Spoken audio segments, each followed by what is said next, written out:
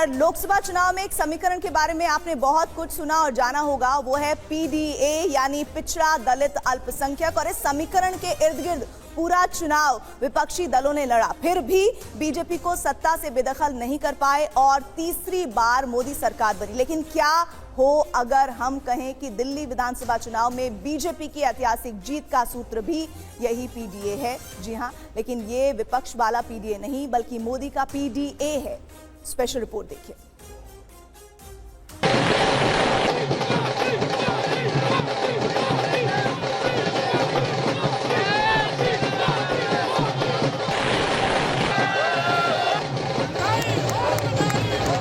दिल्ली चुनाव में बम्पर जीत और 27 साल बाद सत्ता में वापसी के पीछे सबसे अहम रहा मोदी का पीडीए सूत्र।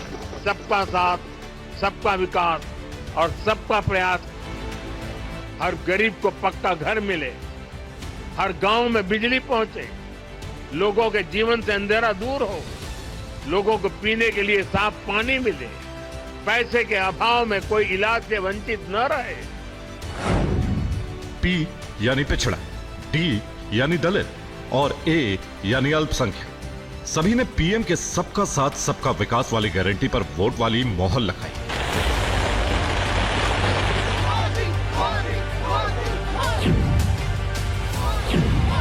सबसे पहले समझिए कैसे पिछड़ों ने पीएम मोदी के नाम पर बीजेपी को भर भर कर वोट दिए। पिछड़े तबके का एक बड़ा हिस्सा रहता है दिल्ली की झुग्गी झोपड़ियों में। दिल्ली की 11 सीटें ऐसी हैं जहां 750 से ज्यादा झुग्गी झोपड़ियों के 15 लाख वोटर्स निर्णायक भूमिका निभाते हैं। 2020 विधानसभा चुनाव में इनमें से ज्यादातर सीट आम आदमी पार्टी के खाते में गई थी, लेकिन इस बार सबके साथ वाले पीएम के मंत्र का असर दिखा। 11 में से करीब 7 सीट बीजेपी को मिली। इसमें आदर्श नगर, मोती नगर, मटियाला, विश्वास नगर, बिजवासर, मुंडका और बवाना शामिल हैं।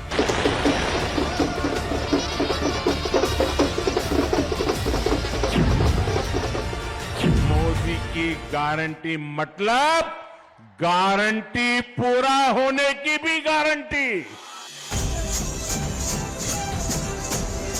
शायद ऐसे नतीजे इसी वजह से आ सके क्योंकि गारंटी पूरी होने की इस गारंटी को दिल्ली की जनता देश में साकार होते देख चुकी है। यही वजह है कि न सिर्फ पिछड़ों ने बल्कि दलितों ने भी बीजेपी को जीत का आशीर्वाद दिया।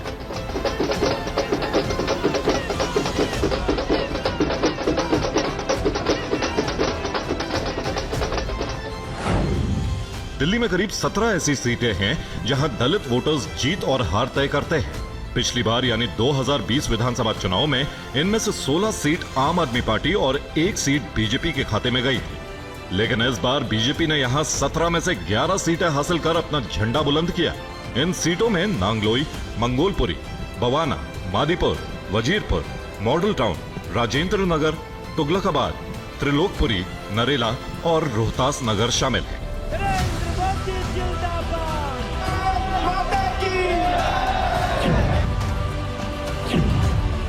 पिछड़े और दलितों की पीएम मोदी पर अटूट भरोसे की झलक आपने आंकड़ों में देखी, लेकिन मुस्लिमों ने भी तमाम नैरेटिव को ध्वस्त करते हुए बीजेपी में यकीन दिखाया।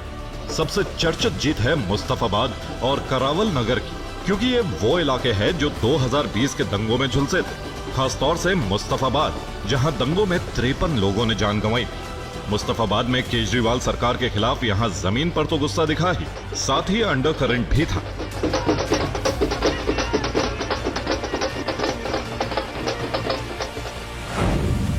यही वजह है कि एआईएमआईएम से मैदान में उतरे ताहिर हुसैन और आप कैंडिडेट अदील अहमद खान को भारी शिकस्त मिली। 17,578 के भारी मतों के अंतर से बीजेपी प्रत्याशी मोहन सिंह बिष्ट ने जीत हासिल की। बीजेपी की जीत से न सिर्फ इस सीट पर मुस्लिम कैंडिडेट्स के जीतने की रवायत बदली, बल्कि बीजेपी में मुस्लिम तबके का चुनाव दर चुनाव गहरा होता विश्वास भी दिखा।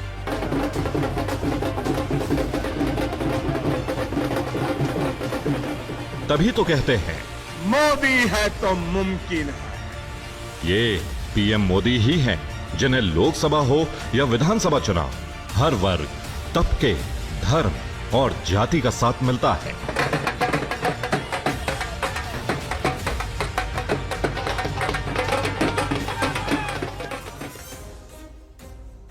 और खुद खुद प्रधानमंत्री नरेंद्र मोदी को क्या कहना है, ये बीजेपी के तमाम कार्यकर्ता दिल्ली में उनके तमाम नेता सुनना चाहते हैं और वो संबोधन होगा बस कुछ समय बाद।